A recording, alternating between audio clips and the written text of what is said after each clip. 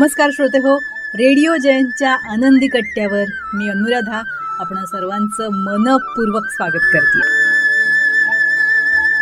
श्रोते हो, देव भावाचा भुकेला असतो.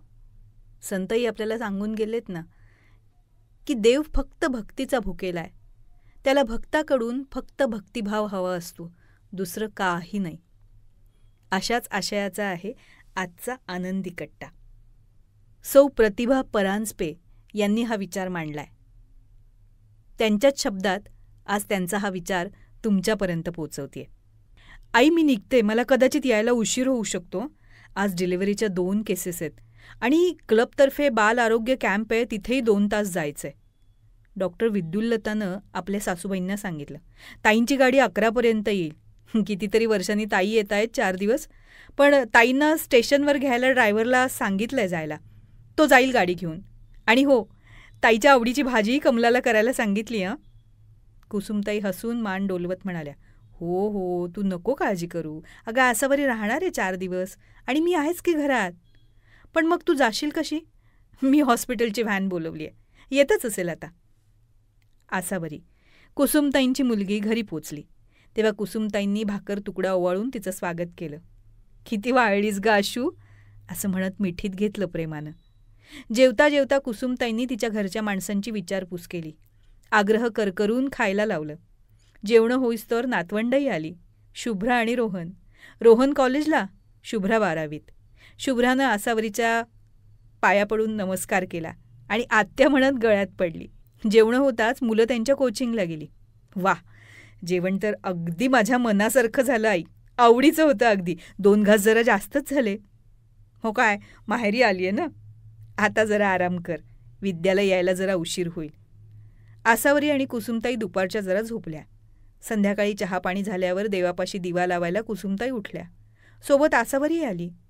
पूर्वीचं देवघर दिसेना हे पाहून आसावरीनं विचारलं, आई, देव्हारा कुठे?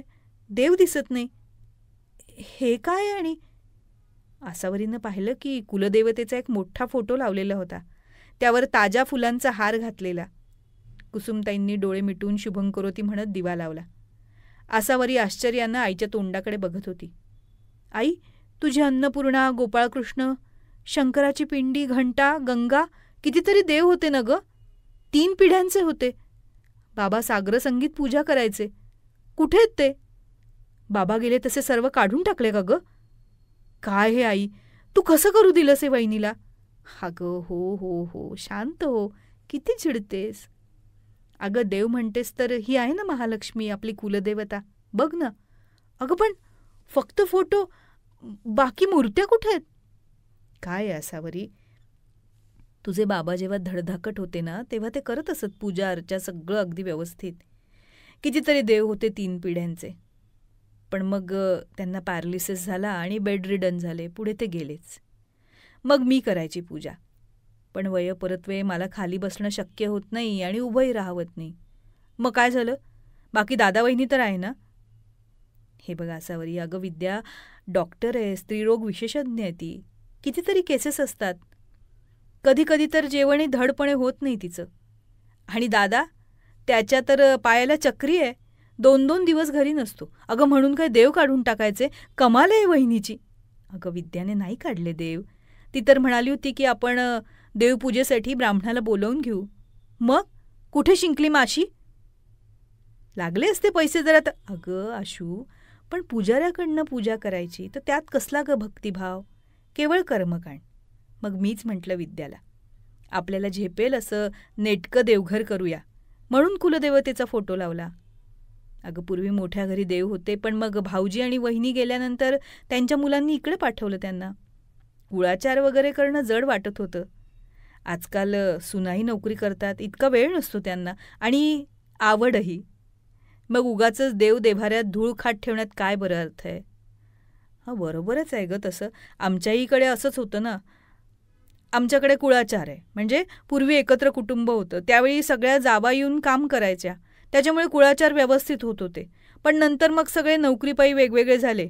सासरे मोठे म्हणून मोठ्या घरी सगळे देव, कुळाचारही मग इथेच.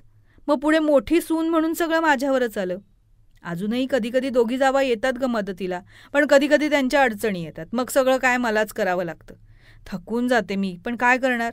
3 दिवस पुरवतं का मला हे सगळं पाहून मुलगा म्हणतो की आई मला नाही जमणार हे सगळं, मला जमतंय तोपर्यंत मला करावंच लागेल आई. आशू, अगं देव माणसा करताय, माणसं देवा करता नाही. मी असं म्हणत नाही की तूही हेच कर, पण तुला जे सहजपणे जमेल ना तेवढंच कर. त्रागा आणि त्रास करून देवधर्म करण्यात काही अर्थ नाही. कोणी आलं नाही मदतीला तर आपलं आपल्याला करता येईल असं बघायचं, सुटसुटीत, मोजकं आणि आनंदानं. तूच विचार कर, अगं विद्या डॉक्टर आहे, कितीतरी डिलिव्हरीच्या क्रिटिकल केसेस ती पार पाडते, 2 जीवांची सुटका करते. खूप मान आहे तिला, तिचा देवावरही खूप विश्वास आहे हो. तू एकदा तिच्या दवाखान्यात जाऊन तर पहा, तिच्या रूममध्ये असाच फोटो आहे. प्रत्येक केस आधी कुलदेवतेचं स्मरण करून केस हँडल करते. आणि विद्या जे काही करते ती एक पूजाच आहे ग. अनेक पेशंटच्या घरचे तिच्या पाया पडतात. अर्थात तुला हे नाही पटणार एकदम. संध्याकाळी विद्या आणि विश्वास म्हणजे त्यांचा मुलगा दोघंही घरी आले. उद्या मला ऑफ आहे आई, आपण सगळे आउटिंगला जाऊया ताईंना घेऊन, विद्या उत्साहात म्हणाली. इथे जवळच एक जागृत देवस्थान आहे, तेही ताईंना दाखवूया. दिवसभर खूप फिरून जेवून संध्याकाळी सगळे घरी पोहोचले. विद्याच्या मोबाईलवर एक मेसेज, एक क्रिटिकल केस आली आहे, लवकर पोहोचा. ताई मला जावं लागेल. विद्यानं निघता निघता हॉस्पिटलमध्ये सिस्टरला तयारी करायला सांगितली. देवघरात जाऊन दिवा लावला, नमस्कार केला आणि ती निघाली. पाहिलंस ना असावरी, अगं गरजू लोकांची सेवा करणं ही पण एक देवपूजाच आहे. पेशंट करता डॉक्टर तर देवासमान असतो ना. मग हे सेवाव्रत करणारी आपली विद्या, तिची ही देवपूजाच आहे हो. दुसऱ्या दिवशी आसावरी आपल्या घरी जायची म्हणून विद्यानं सुट्टी घेतली होती. ताई आज तुम्हाला आवडेल ते करूया, सगळेजण एकत्र जेवण करू. तेवढ्यात एक गाडी दारात थांबली. एक वयस्कर स्त्री पेढ्यांचा पुडा आणि साडी घेऊन आली. डॉक्टर साहेब आहेत का? कोण तुम्ही? अहो काल माझ्या सुनेचा आणि नातीचा जीव वाचवला डॉक्टरीणबाईंनी. डॉक्टर, तुम्ही देवासारखे आहात आमच्यासाठी. अहो हे तर कर्तव्य होतं माझं. आणि तुमच्या सुनेवर आणि नातीवर देवीचीच कृपा होती. आसावरी सगळं बघत होती, ऐकत होती. तिच्या मनात साचलेलं सर्व किलमिश दूर झालं. कुसुमताईंकडे बघत म्हणाली, मला तुझं म्हणणं पटलं आई. देवदेव कर्मकांड करण्यापेक्षा माणसात देव पाहून त्यांची सेवा करून जे आशीर्वाद मिळतात ना, तेच खरं सुख, तीच खरी पूजा.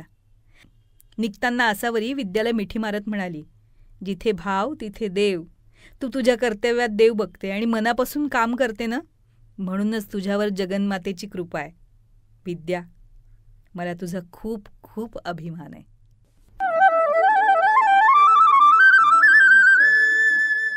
तर श्रोते हो, आजचा हा विचार तुम्हाला कसा वाटला याविषयी आम्हाला आपल्या प्रतिक्रिया जरूर कळवा. त्याचबरोबर रेडिओ जयंतनं चतुरस्त्र हा पॉडकास्ट सुरू केलेला आहे आणि या पॉडकास्टमध्ये प्राध्यापक, लेखक, कवी, नाटककार श्री रमेश कोटस्थाने यांच्याशी साधलेला दिलखुलास संवाद आपण बघणार आहात. या संवादाचे दोन्ही भाग आपण आपल्या चॅनलवर अपलोड केलेले आहेत, तेव्हा हे दोन्ही भाग जरूर बघा. ते तुम्हाला कसे वाटले याविषयीच्या प्रतिक्रिया नक्कीच आमच्या कमेंट बॉक्समध्ये लिहा. त्याचबरोबर श्री रमेश कोटस्थाने लिखित खुळा पाऊस या पुस्तकाचं अभिवाचन आपल्याला रेडिओ जयंतवर ऐकायला तर मिळेलच, पण त्याबरोबरच पूज्य साने गुरुजी लिखित श्यामची आई, पद्मविभूषण बाबासाहेब पुरंदरे लिखित राजा शिवछत्रपती या पुस्तकाचे दोन्हीही खंड, प्राध्यापक यशवंत पाठक लिखित मातीचं देणं, डॉक्टर शुभा साठे लिखित त्या तिघी, नर्मदा परिक्रमेच्या स्वानुभवांवर आधारित प्रभू पाठक लिखित बिल्वपत्र या दर्जेदार पुस्तकांचं अभिवाचनही आपण जरूर ऐका. आणि ते आपल्याला कसं वाटलं याविषयीच्या आपल्या प्रतिक्रिया आमच्या कमेंट बॉक्समध्ये नक्की लिहा. आणि हो, रेडिओ जयंत हे यूट्यूब चॅनल लाईक करा, शेअर करा आणि सबस्क्राईब करा. याचं सबस्क्रिप्शन फ्री आहे.